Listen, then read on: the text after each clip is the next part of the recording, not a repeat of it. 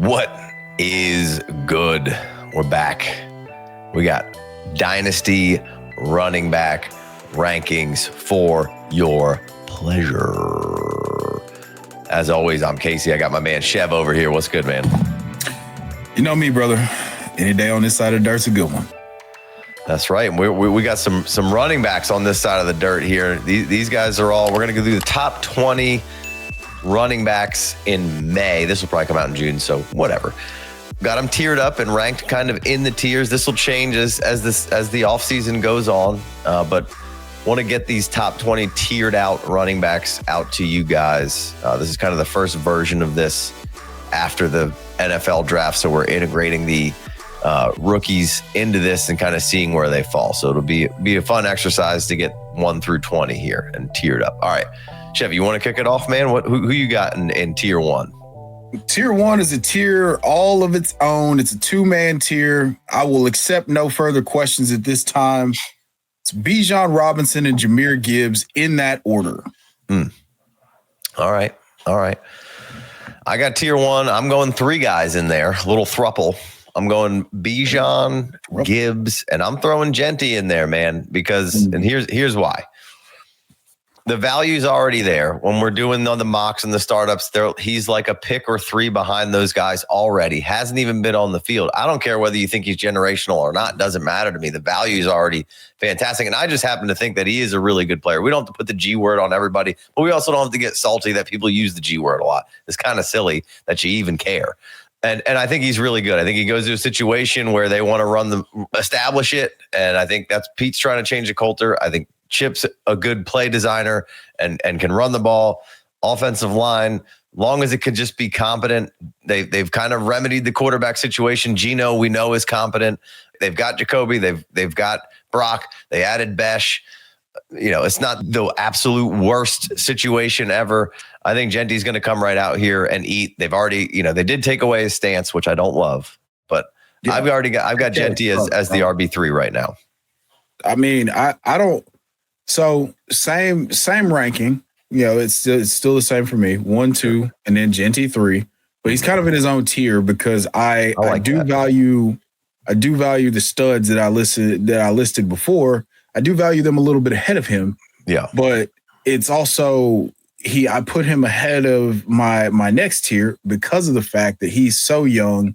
He has that draft capital, and he's going into a situation where there's no questions, there's no competition, and you've got a coach that loves to establish it and an offensive coordinator whose run game has never finished lower than 14th. Straight facts, son. All right, it's your tier 3 now, but my tier 2. Hit me with a tier 3. The tier 3, brother, is going to be Saquon, Breece Hall, Devon Achane, Omarion Hampton, and Jonathan Taylor the first. Yeah. All right. I'm pretty similar right there. I don't have Hampton in the next tier. I got Saquon, Achane, Taylor, and Breece in that order there. But all relatively close for me. Barkley's the old man in the room, but I mean, if you're ready to go, there's really not many running backs that I want more. Obviously, that's why he's at the top, and just got into a situation that's got to have him feeling invigorated and youthful at this point, right? The best situation he's been in, comes in there year 1, wins a Super Bowl. Do I think maybe they take a little bit off of Barkley this year? Maybe. And not even saying taking rushing attempts away, just that maybe Shipley or they get somebody else a little bit more involved in the run game than just absolutely just laying on Saquon the entire time. And then Achane's in there. I mean, super efficient and just absolutely one of the better pass catchers in the league. As long as the offense 1 is out there for Miami, Achane's going to be out there and be an RB1 most weeks for you. Jonathan Taylor finished last season with 303 attempts, 1,400 yards and 11 TDs, 31 targets, right? By the back half of the season, he looked like that JT that we saw a few years ago that got the 300 attempts, right? That's the kind of guy JT is. He's a workhorse. He doesn't quite fit into the Barkley, Achane, Breece, maybe pass catching pedigree that all those guys have, but he's a workhorse and he can catch balls. We'll see where that offensive line fares and who the quarterback is, but JT should be the thing that they lean on in this offense to get right. And they should give easy checkdowns to JT because he's not a bad pass catcher. He's just maybe not, elite like maybe the Breeces and the Achans. And we could even give Barkley that moniker in this group here. I think the biggest problem that people are going to have in that group is Breece. So what do you say about Breece? I don't care what people have to say about it. Me neither. Yeah, I'm buying. So we're talking about the guy who finishes the RB2 overall in 2023. Then this was a disappointment from a points per game perspective, where he averaged 15.1 points per game in 2024. And that was that was a crime against humanity, apparently.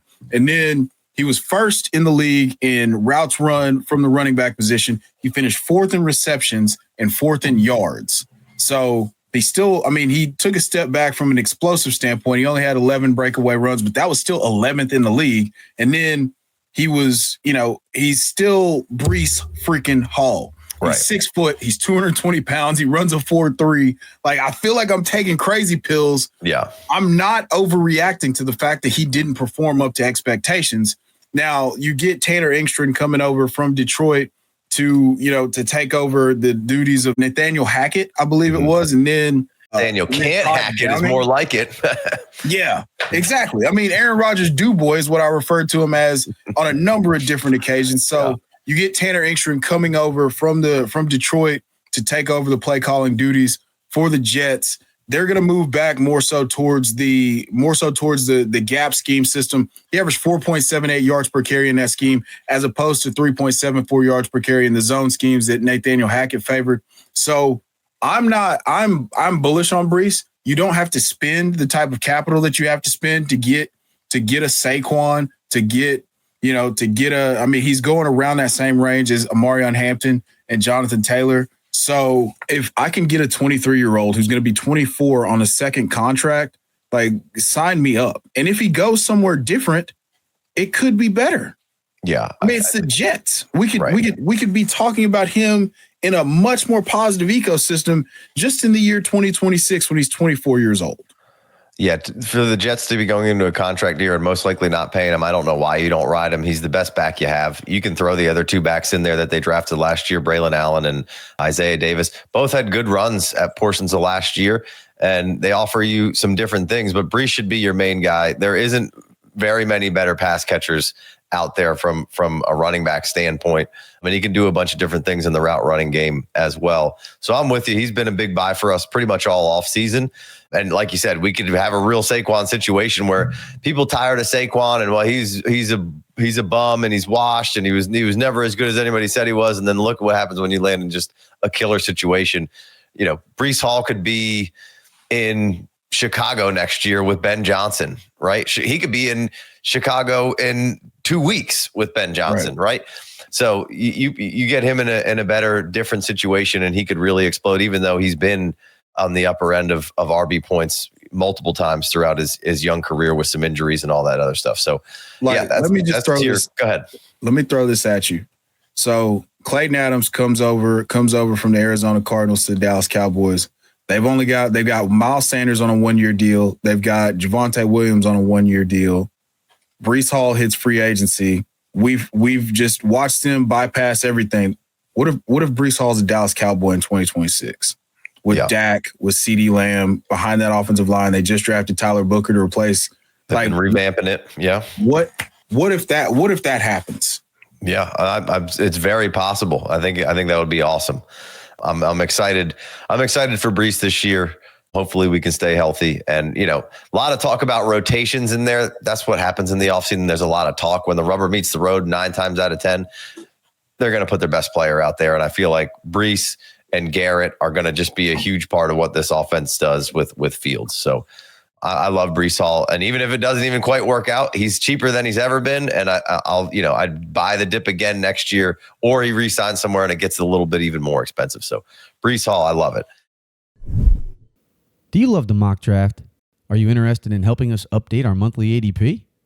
If so, be sure to join the free Discord channel or sign up for a free Patreon membership to become part of the Pleasure Chest community. Better mock it up so you don't fuck it up. All right, let's go into the next tier. Now, you did have Hampton in that tier, correct? Correct.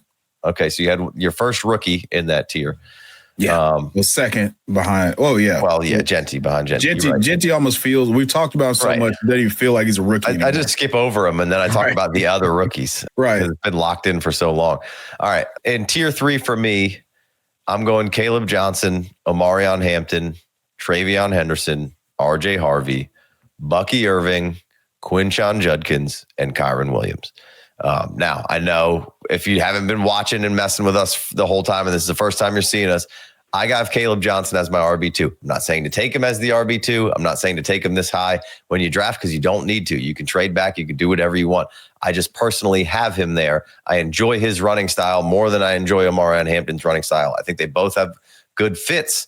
And that's really the big thing with these rookies, right? And it's the same way I talked about the rookies from the wide receiver perspective. These guys all got good landing spots. You know, Caleb's with the Steelers and maybe not quite as good capital, but it's wide open for him to potentially be the bell cow there. Omarion Hampton goes hand in glove fit with Jim Harbaugh over there. But, you know, year one, you could have a little Najee as a thorn in your side. Treveyon has Ramondre there, but he's real flashy, right? He's going to get those big highlight plays. It's going to, RJ Harvey might have the easiest path to 70, 80 catches year one as a rookie. Bucky's Bucky. Quinshon is in Cleveland. He's got a clear path to a lot of touches now. How good is the offense and defense going to be? Are they going to be ahead a lot and be able to use Judkins as much as they maybe want? And then Kyron's Kyron. If Kyron was for sure on the Rams and locked in, he'd be maybe in tier 2 for me. But right now there's some uncertainty. He's going to win you some leagues. What these rookies do for me, as opposed to the guys in the next tier, which would be kind of, you know, your Kennys and your Josh Jacobs and Cooks, that all people already have some opinions on those guys and how they feel about them. Like some people have opinions on the rookies hard and fast, but like if any of them are doing anything, it's going to pique people's interest way more than it's going to pique the interest of, say, a Kenny Walker or a Josh Jacobs, right? They're younger. Yeah. They're the new shiny object. So I have all the rookies up here. Again, I really like Kaleb Johnson. I think it's wide open to have a lot of opportunities over there for Pittsburgh. And then, you know, RJ Harvey could walk right into, like I said, a ton of catches here.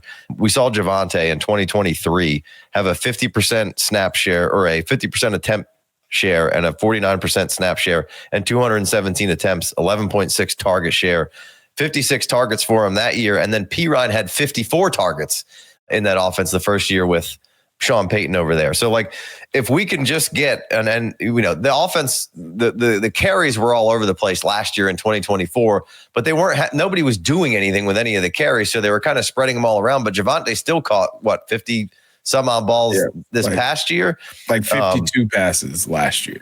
And only 139 attempts. But if we can go back to that Javonte from 23 and we get RJ Harvey in the 225 category of carries, which Jaleel McLaughlin they're not going to be like, hey, you know, Sean will do some silly things at receiver and play some silly guys, and he will rotate backs, but he's rotated good backs, right?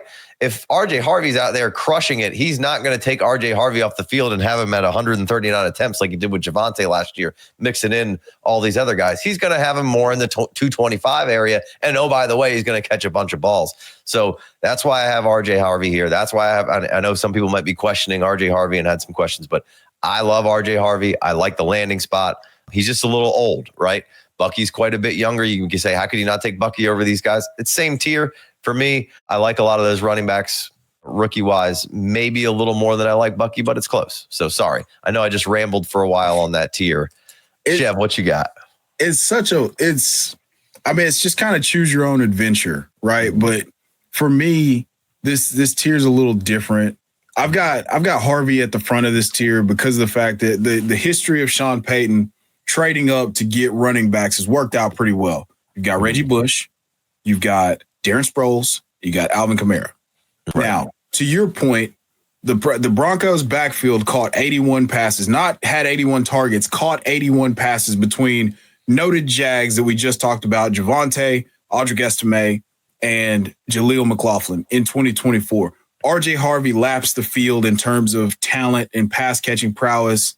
If you don't believe in, you look at the stats, fine, go watch his work at the Senior Bowl and how he was able to operate and run routes in open space.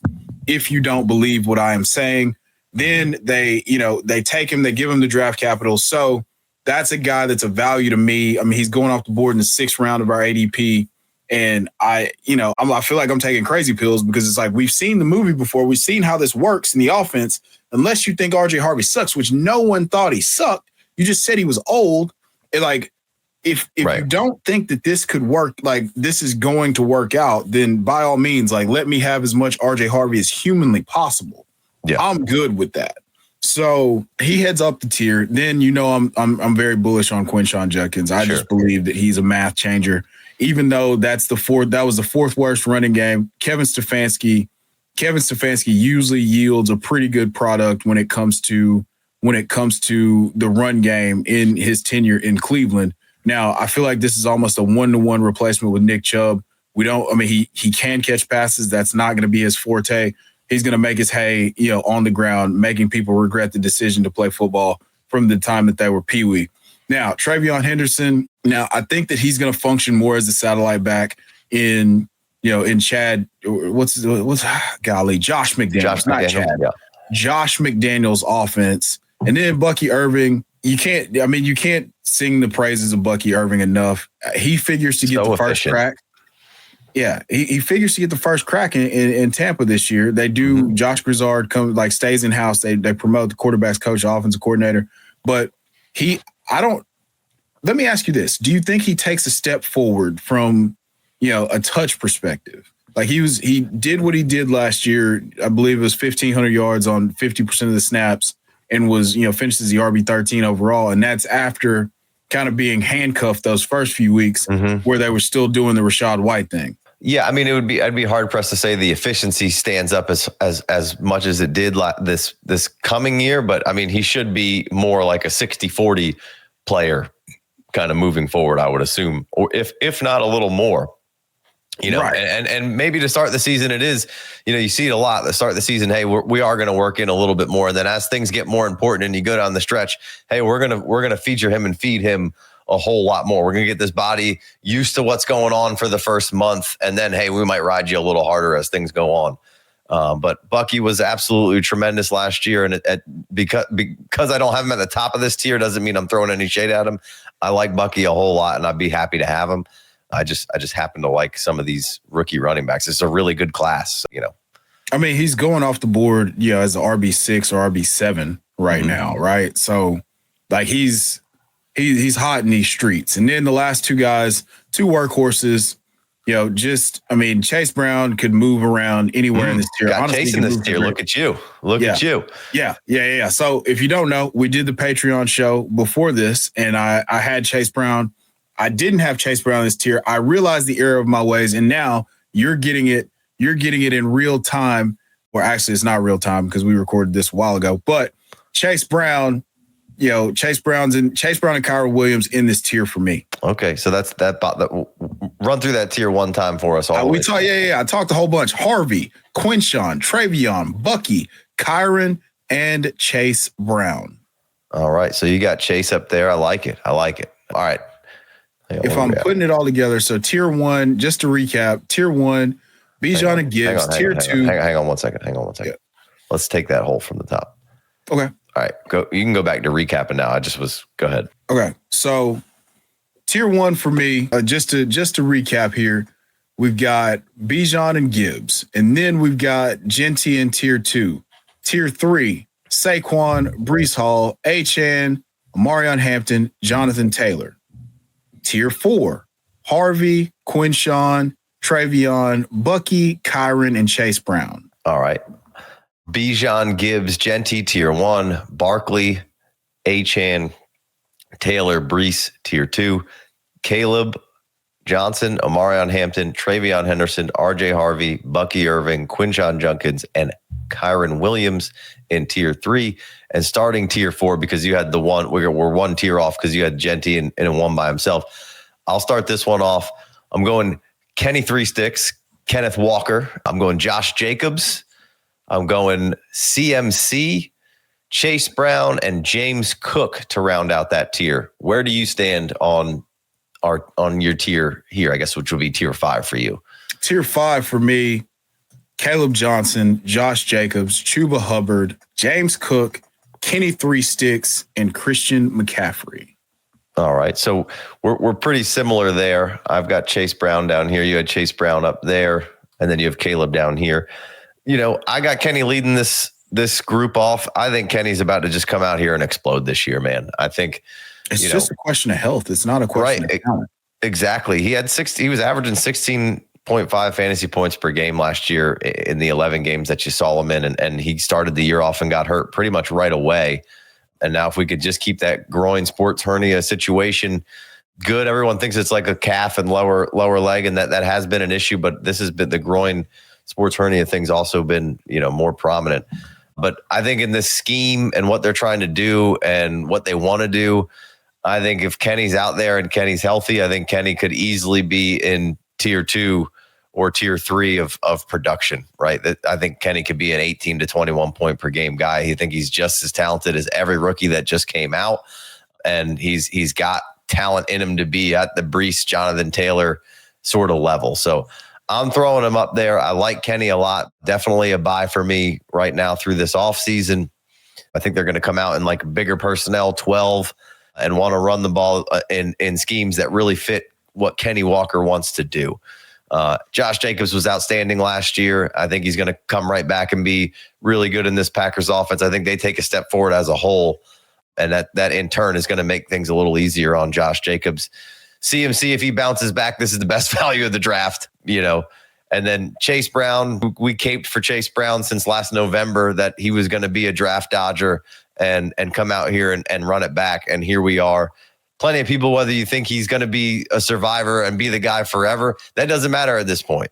What matters is that he's going to come in here this year and most likely be a pretty sizable bell cow. Now, you could say Zach Moss, they were 50-50 when they started off last year, but Chase Brown didn't do what Chase Brown just did, right? Right. So I don't see them putting that genie back in the bottle. Furthermore, Joe Burrow is not going to want to put that genie back in the bottle. He's an explosive player. He's a good pass catcher.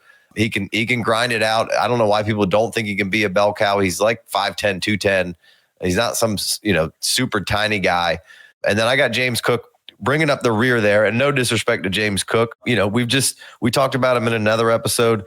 16th in overall yards, 19th in attempts, 11th in fantasy points per game, expected fantasy points, 22nd, rush yards per game, 63.1. He had the crazy TD variance this year that really threw him up in the throes of the upper echelon of running back status, but 48% snap share. That was 38th. His targets, he only had 38, which is 32nd. His target percentage was only 7.7, which was 39th. So just, attempt percentage was 45.2. That was 28th.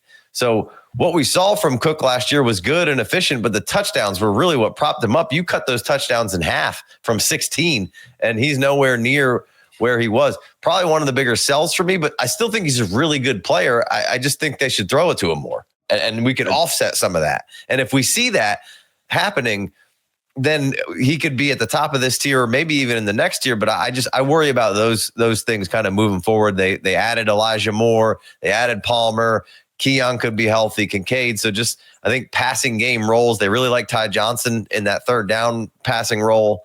They've given him a lot of flowers for it.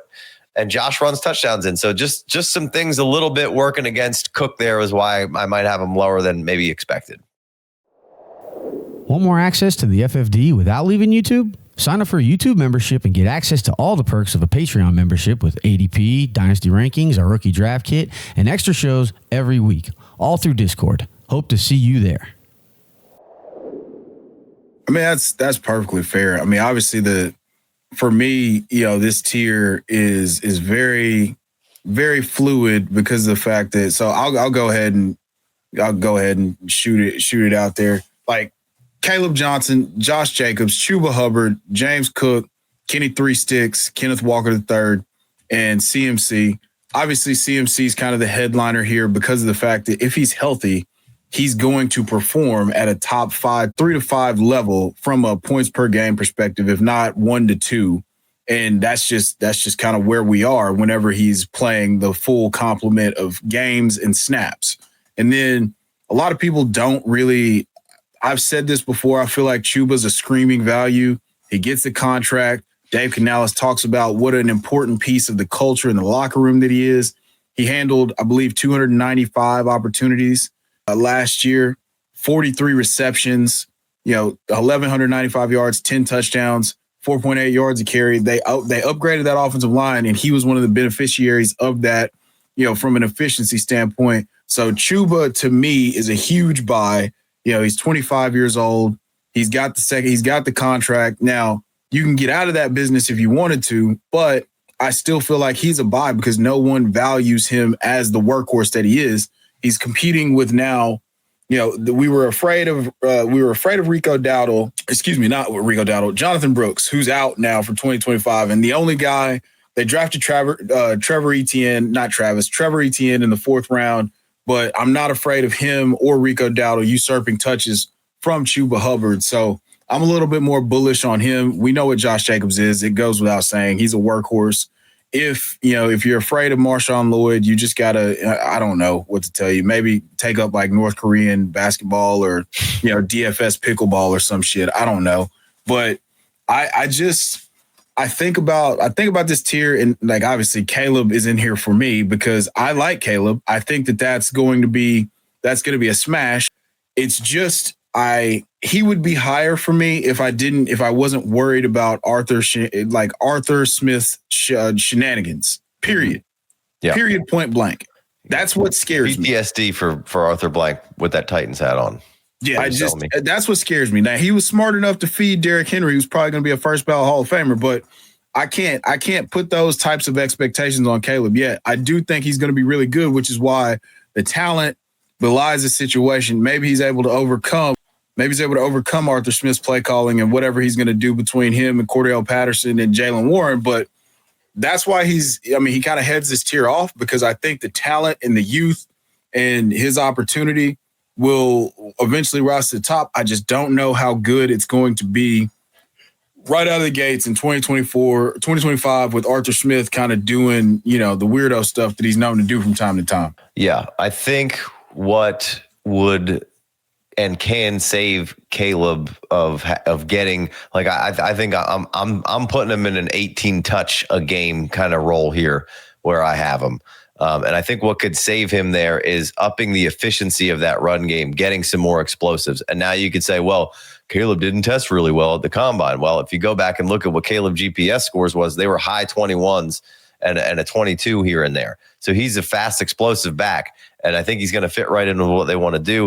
And I think if you can increase their 20-plus runs last year, which they were 15th in, only having 11, and you can increase your longest rush, which they were 29th in, only having the longest rush being 36 yards, I think Kaleb can earn some more opportunities by putting some more explosives down on the field. Only 14 rushing TDs as a team last year, 19th, but 11th in rushing yards per game. So the run game scheme is there, right? 127.4 a game. It's all there. We just, you have a right to be concerned there. I'm going to say that he's going to grab that job and bull by the horns, give you a little bit more explosion and explosives than Najee was giving you and get fed and hopefully see, 20 to 40 targets or catches out of the backfield because Kaleb is a decent pass catcher. He's not just this guy. You say Kenneth Walker couldn't catch passes. Kenneth Walker caught a shit ton of passes last year and didn't even play that much, and did a good job doing it. So the notion because guys don't hit the 20 catch threshold that can't catch balls, which you kind of alluded to it with RJ Harvey there, is nonsense. Like any of these guys who are really good players and can work, if you don't think that they could catch footballs, just what they weren't schemed to do. Now, you put somebody like Treveyon Henderson out there or Breece and Achane, they're special at it. But we don't need every back to be special at it. It's great when they are. We just need the threshold of, can I get 30 catches a season or so? And then I'm okay if I'm getting workhorse-like numbers, right? So, anyway. I mean, that's Kaleb's most impressive play on film is a play where, he throw it to him in the flat. He stiff arms a guy and then just turns on the jets and runs away from everybody. I think it's his longest play from scrimmage too, and it's against Nebraska. So yeah, just you gotta really get into the film. You can't go with narratives. If you're not gonna get into the film, like don't come in the comments hollering about, well, he's not a pass catcher. Yeah. Like, don't do that. Please. Yeah. It's annoying. I battled all the analytical guys on Kenny Walker not being a pass catcher. And there's a difference between, like, it'd be one thing if they were bringing another running back in to catch all the passes, but like, that's not what they just weren't throwing into the running back at Michigan State when Kenny was there. Right. Right. Like, it's just, there wasn't some other guy coming in catching a bunch of balls for Iowa last year, and the times they did throw it to him, he had pretty natural hands. Yeah, these guys are world-class athletes. It's not like it's Jordan Howard out there just struggling to do anything with the ball after he catches it, or just not catching it at all. So, no shade to Jordan Howard. I hope you just caught a stray. Yeah, I'm sorry. I mean, sorry. I'm sorry you weren't good at catching passes, dude. I got one more tier in this. I got Chuba on the last. We did top 20, right? We didn't go 24. We did top 20 essentially. And Chuba was in a tier by himself. I got a bunch of the old guys kind of factoring in next. We talked about that on Patreon before we did this show. But Chuba's my last guy in these rankings. I just kind of have a little bit of a value gap in between that last tier, the Kennys, Jacobs, Chase Browns, and Chuba. But I agree with you. I think Chuba could take a big step forward. I think the Panthers take a step forward here. And I think Chuba can be a workhorse. Will Rico Dowdle get some run? I think so, and deservedly so. Rico was great at the end of last year for Dallas. I don't know why Dallas just didn't keep him and pay him the same damn amount of money. Doesn't make any sense. Panthers took him on. I don't mind it. But, Chuba's got some good speed. Chuba put some good work down on tape last year. Again, not an elite pass catcher, but still caught a decent amount of balls last year, right? I mean, didn't do a whole lot with it. 43 passes. Right. Let's put some respect on his name. Right. No, I agree with you. I think after having this discussion, I'm ready to kind of move him up there, but I just with Kenny and Jacobs and CMC in there, I'm just like, I do feel like I have a little bit of a value gap in between those guys and a preference gap, I think. But Chuba's the guy. Like I agree with you. Chuba's a big buy. I'll put Chuba on a team that's competitive right now because I still think he's very, very reasonably priced and gonna get some really, really solid action. Give you 15 points a game most weeks, and then when he has the big blow up week, he'll get you 20 something. So. Yeah, I mean, what should stick out in your mind is what he did in the fantasy playoffs last year. The walk-off touchdown against Arizona, this just absolute workhorse stuff. And I mean, he did that on multiple occasions at various points through the season. So he's a fringe, he's a fringe RB1 that's going to give you spike weeks that are week winning weeks. And like, I want that in my lineup because it's a consistent volume with the potential to go through the roof more on multiple occasions. Yeah. No, I like it. All right. But let's talk about the old guys. We're gonna let the old guys ride out into the sunset here. We're gonna let them be. We're gonna let them graze. Nap anyway. Yeah, we're gonna graze in the pasture. If you want to hear some old man talk, hop over onto the Patreon side of things. If you want more episodes, you can hop onto the Patreon side of things. We're up in the game a little bit over there. We're still for sure one every week, but we're getting some more in. There's a free Discord. There's a paid Discord. On the paid Discord, you get access to these rankings, the rookie rankings. We'll be dropping some Cornerstone rankings here soon and Cornerstone rankings video. We got ADP. We got some rookie sheets in there with all sorts of great analytical numbers on it.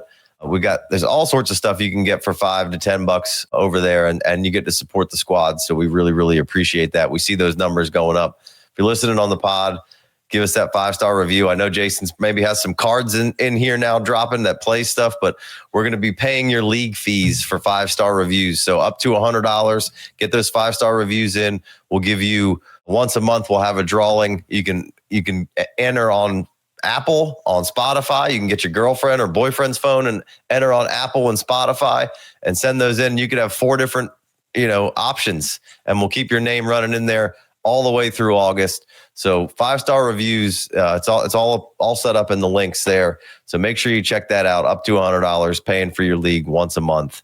Chev, where can we find you? What do the people need to know about you?